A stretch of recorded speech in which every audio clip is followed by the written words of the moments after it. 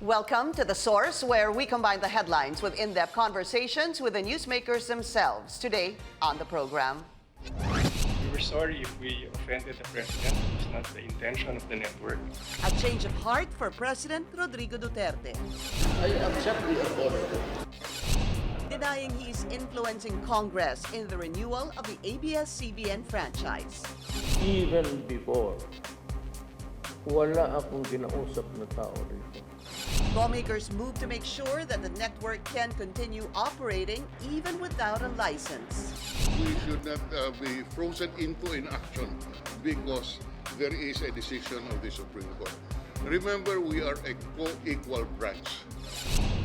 And later, the President defends the decision to end the VFA with the United States. Do we need America to survive? Kasi pag hindi natin kaya, we have no business being a republic.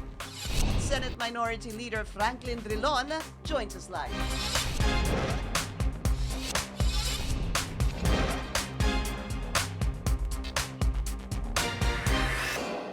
Thank you for joining us. I'm Pinky Webb. President Rodrigo Duterte insists that the fate of television giant ABS-CBN's franchise is still up to the lawmakers' hands, even after saying that he has accepted the network's apology over the political ads issue in 2016. Mr. Duterte adds he never influenced lawmakers on the Kapamilya Network's franchise renewal bid.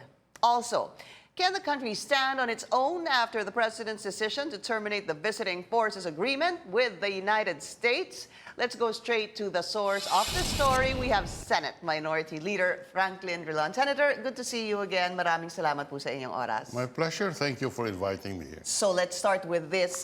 Yesterday's news. House leaders sent a letter to the National Telecommunications Commission signed by the chairman of the legislative franchise, Congressman Alvarez, and the House Speaker, Alan Peter Cayetano, telling the NTC to grant a provisional authority to ABS-CBN.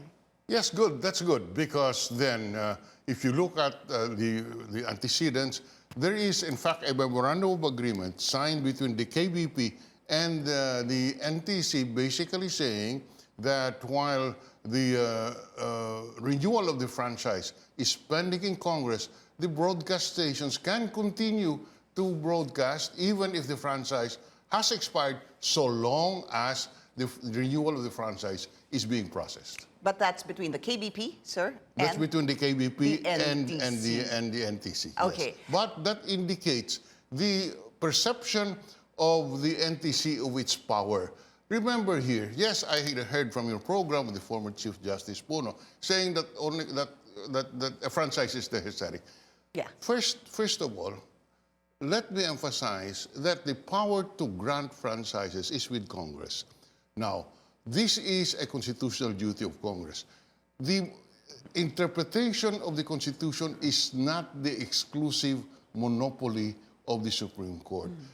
The other agencies, especially in this case, were the executive branch represented by the Secretary of Justice and both houses of Congress are of the common view that we can the NTC can issue a provisional authority pending processing by the case, by the Congress of the renewal of the franchise. Chief Justice Puno, retired Chief Justice Puno said, there are Supreme Court decisions. The Supreme Court decision that he cited is different on its factual background. I see. Because in that case, the applicant no longer had a franchise and there was no more franchise application pending in Congress. No, when the franchise was expired, it was being deliberated in one Congress. After that Congress expired, and no franchise was issued, and no application was made in the next Congress, the Supreme Court said, yes, you need a franchise, and therefore the NTC does not possess that authority. I emphasize that in the case of ABS-CBN, it's a different situation. There is a pending application. It is being debated upon actively. Both houses of Congress, Speaker Cayetano, Senate President Soto, the chair of the Committee on Public Services in the Senate, all said the franchise can continue to be valid while we are deliberating on the application. Now, Secretary Guevara concurred with that view. So here, you have, Pinky, you have two branches of Congress, two branches of the government who are co-equal to the Supreme Court, saying that, yes, we can do it. Now, so unless otherwise stopped by the Supreme Court, it is our view, and it should be given due consideration, that ABS-CBN can continue operating under a franchise as long as the Congress would continue to operate, to debate on the franchise. I issued... I have to stop you there, Senator. I hope you don't mind, because there's a lot of points you raised. Number one is that point made by the former Chief Justice. It's a case that he penned. It's Associated Wireless versus the NTC, wherein he said that they were unanimous in this decision that you need a franchise to be able to operate. But let's hear it again from the former Chief Justice. Let's listen to what he said.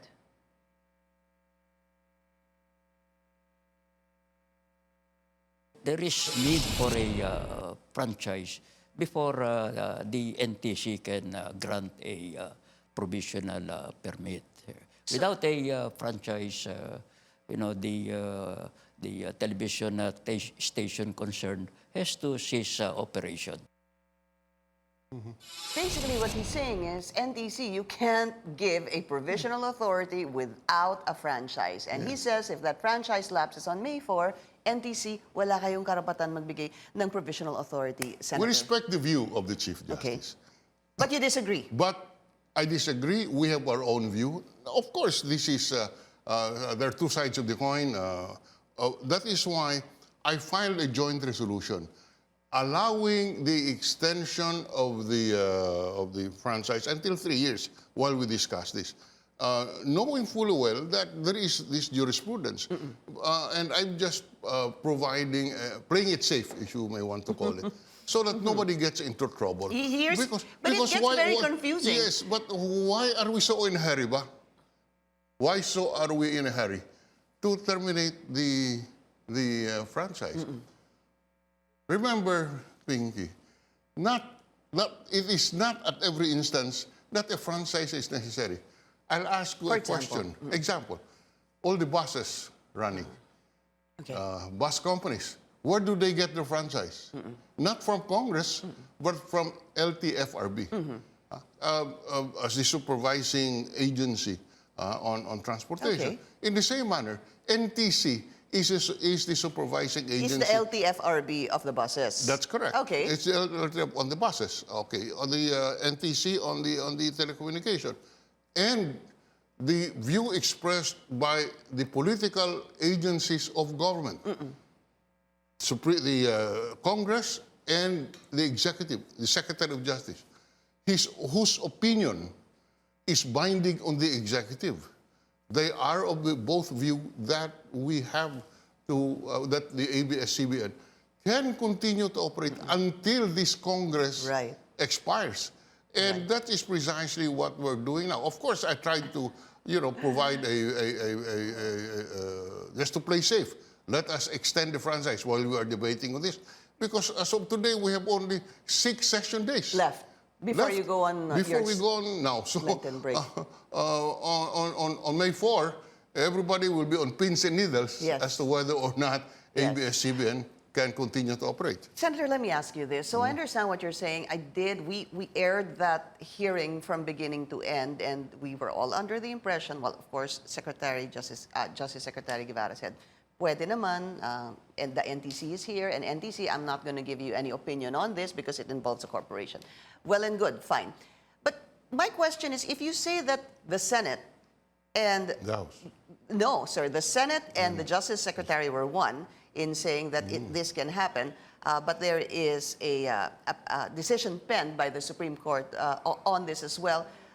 It's as if I question, sir, sinasabi, dalawa kaming of the same opinion, tapos ang NTC iba. Ganun ho ba yun? Is it that's not unusual. be subject to different interpretations. And there are decisions in the Supreme Court which says the opinion of the technical agencies implementing the law should be given due consideration. The opinion of the Congress, in this case, which grants the franchise, should be given also due consideration. Remember that we are not prohibited from interpreting our own powers. In fact, we are not prohibited from interpreting the Constitution and the laws. Every day that happens until the Supreme Court says otherwise. Exactly. Yes, Until the Supreme that's Court correct. says otherwise. But the Supreme Court spoke on this issue. Firstly, on this case cited by Chief Justice Puno, with all due respect, is not squarely applicable here. All right? Number two, even assuming that it is squarely applicable, you examine the decisions of the Supreme Court, as we lawyers do, there are many instances where they change their mind. Okay. So the fact that they said so, even assuming that it is applicable, should not freeze us into inaction. Na, aba, sinabi ng Korte Suprema, dapat tumahimik na tayo. Which Hindi I po. understand, sir. But for them, for the Supreme Court to look into this, it has to be questioned again before the That's Supreme correct. Court. Is that Yes, correct, yes, sir? Yes. So Because while the it is Supreme not being Court- questioned, it stands, doesn't it? I'm sorry? While it is not being questioned before It the stands. Supreme Court, it stands. That's that correct. The 2003 Yes, yes. decision, no franchise, no That's- operation. Tama No, ho ba yun? while the Supreme Court the case has not been brought to the Supreme Court, the opinions of the administrative and political agencies should prevail. So, Congress, Congress, and the Justice Secretary's opinion. yes, that's our view. Is that so? Yes. Okay. Now, sir, here we go.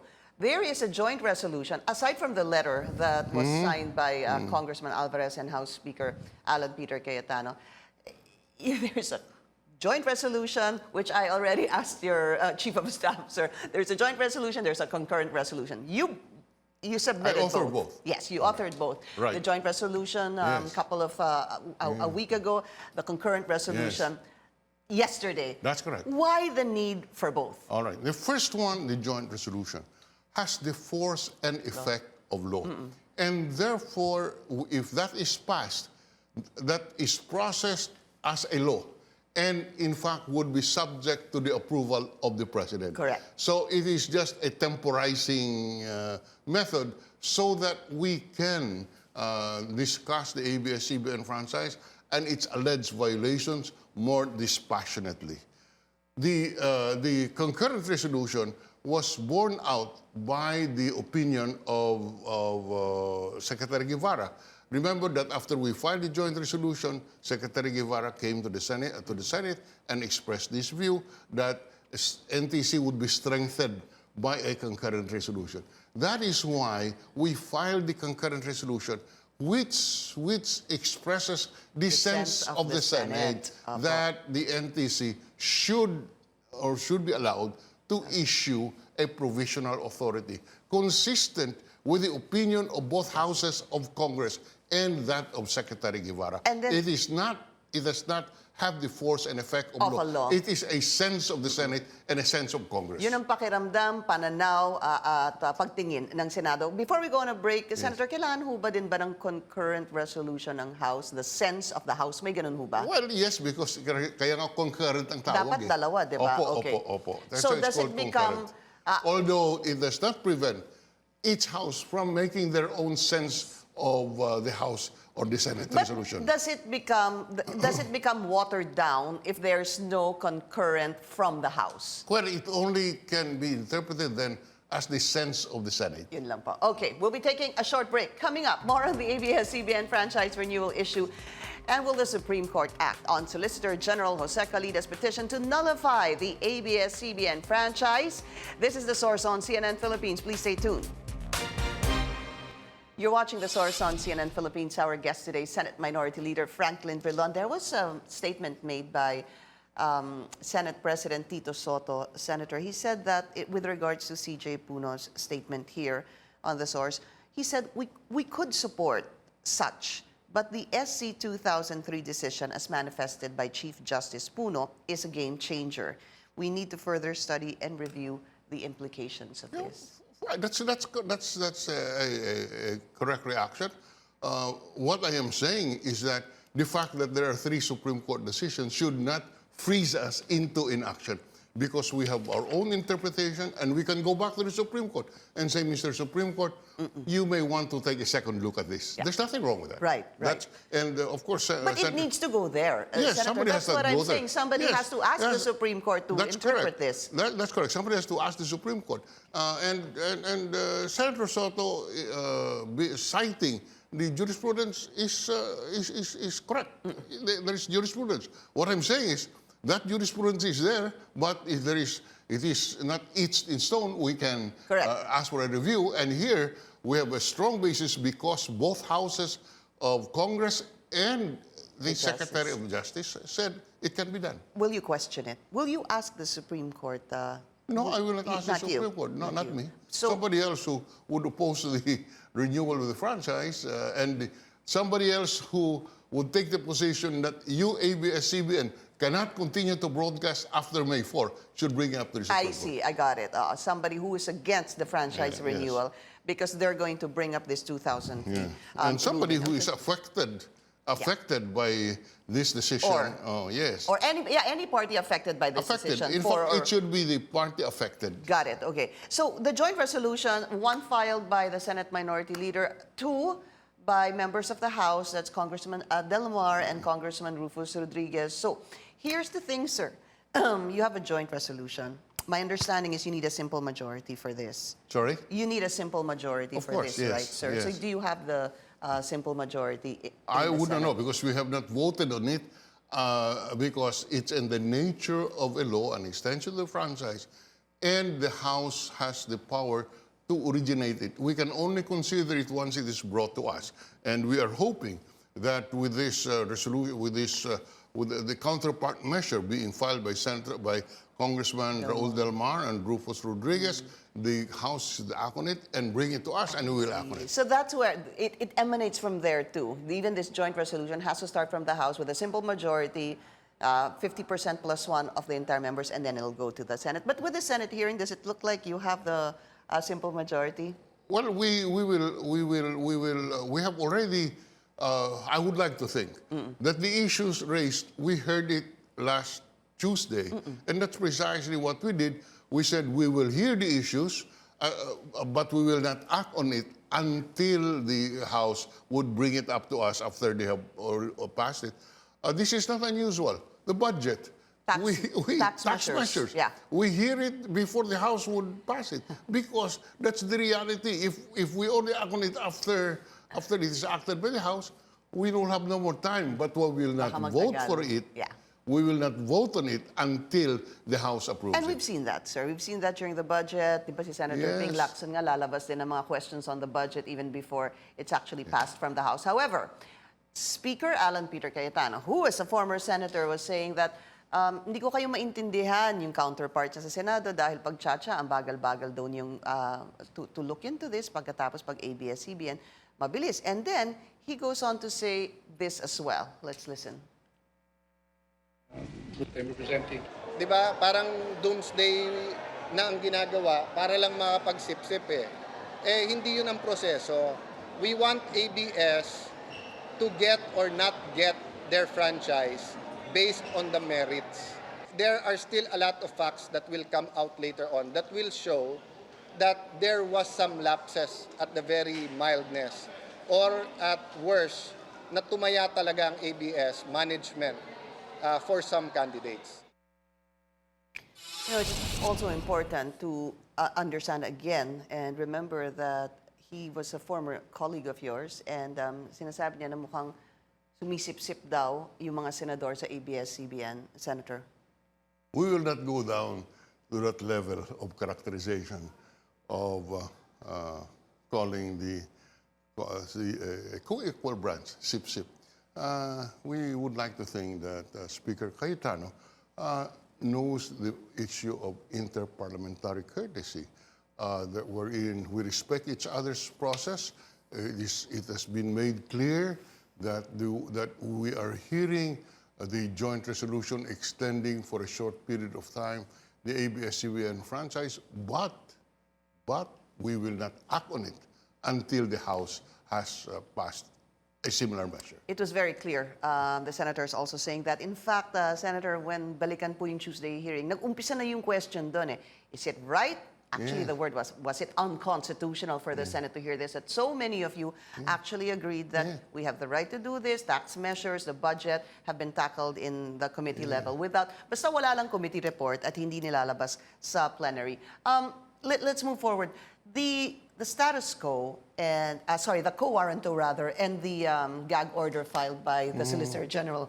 You know, yesterday, Senator, it was in the agenda during the NBank. That's what we found out, and then we also found out eventually that they weren't going to tackle this or have a decision on this, and they moved it to March 10. That's 2 Tuesdays from now. What are your thoughts on this? Well, you know, I think the Supreme Court will think deeply before they favor or allow a gag order, because this is very basic. We are a co-equal branch. And there are decisions of the Supreme Court itself who said that no court can issue a gag order because when we investigate, it is of a different nature from that of the judiciary. We investigate in order to enable us to craft policy. The Supreme Court would investigate in order to adjudicate competing rights. So, magkaiba po. And I think the Supreme Court hopefully will not issue the gag order because there is absolutely no basis. But then we respect the Supreme Court. It is there. We just hope that they decide in a manner that we think it should be decided. Senator, what about the co-warranto? You know, when you look at your past, obviously you were a Justice Secretary for a number of years, Senator, etc. You know, it's quite a long list of positions you've held. Because it's a co-warranto, I've asked this actually, to my guests, have you likened them to what happened to former Chief Justice Maria Lourdes Sereno, etc.? Some have said yes, but of course the facts are quite different, but in effect the theme is the same. What are your thoughts on this? Because again, it should emanate from the House. Only the House has the right to basically give and take away a franchise. And here you have the Solgen filing a co-warranto against it because allegedly they violated their franchise. I would like to think that at the very least, both Congress and the Supreme Court would have jurisdiction, at the very least. But I would like to think that that this issue, we're debating on it. But on May 4, it becomes academic. Exactly. Because the franchise expires. So what are we talking about the co-warranto? We are not at this stage. The issue of whether it will be renewed is up in the air. So regardless of what it is, how the co-warranto will be. But if, for example, hypothetically, sir, the NTC grants a provisional authority. Yes. The co-warranto still stands. It does not become moot and academic, right? Again, debatable because then ABS-CBN will be operating on the basis of a provisional authority. Of course, that will be disputed. According to Chief Justice Puno, retired Chief Justice Puno, a provisional authority must be premised on a franchise. Right. So all of these things are... There's so many interpretations as there are lawyers. That's what I've always learned. All right, we'll be taking a short break. President Duterte accepts the apology of ABS-CBN, but is this enough? This is The Source on CNN Philippines. Please stay tuned.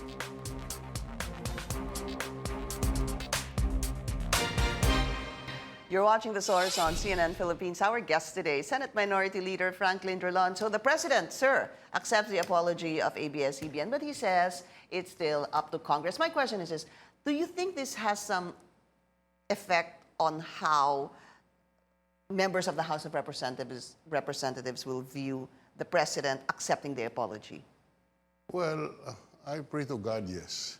But given, in our system, let's face it, political history will tell us that the House will always support the President. That's traditional, not only in this House, but in all the previous houses.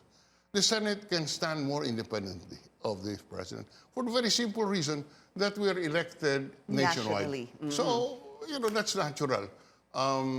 So to your question, I just point to the political history of Congress. Not that I'm not saying it's bad.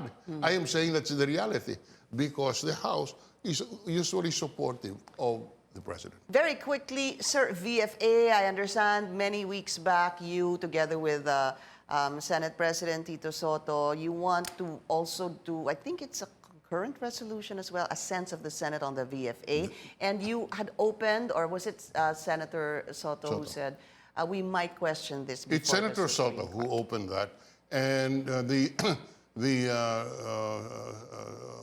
consensus is that we must, Senate President Soto, myself, and whoever, I think Senator one or two Ping, more, I Senator think. Ping, Yeah. we must be armed by a sense of the Senate resolution that, in fact, this issue should be brought to the Supreme Court on the question of whether or not the president alone can terminate a treaty.